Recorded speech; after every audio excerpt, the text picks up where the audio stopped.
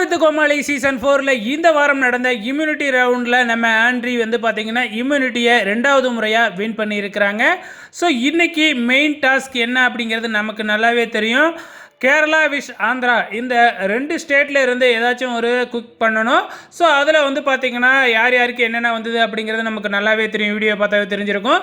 So இதில் வந்து பார்த்திங்கன்னா ஃபஸ்ட்டு அந்த மெயின் டாஸ்கில் யார் யாரெல்லாம் இம்யூனிட்டி ரவுண்டுக்கு போனாங்க அப்படின்னு பார்த்தீங்கன்னா மொத்தம் 4 டீமை செலக்ட் பண்ணியிருந்தாங்க.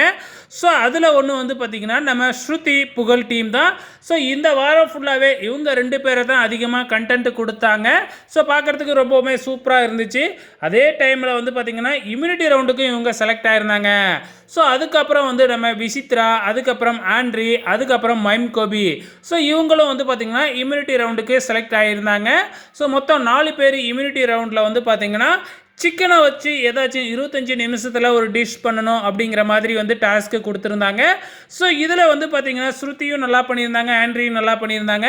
இருந்தாலும் ஆண்ட்ரி தான் இந்த வாரத்தோட இம்யூனிட்டியை வின் பண்ணியிருக்கிறாங்க.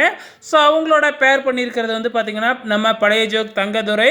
ஸோ இவங்க 2 பேத்துக்கு நிறைய கிஃப்ட்லாம் கிடச்சிது. அதே டைமில் அந்த ரூமில் போயிட்டு ப்ரைஸை வின் பண்ணுவாங்க இல்லையா, ஸோ அதில் வந்து இவங்க ப்ரைஸை வின் பண்ணலை.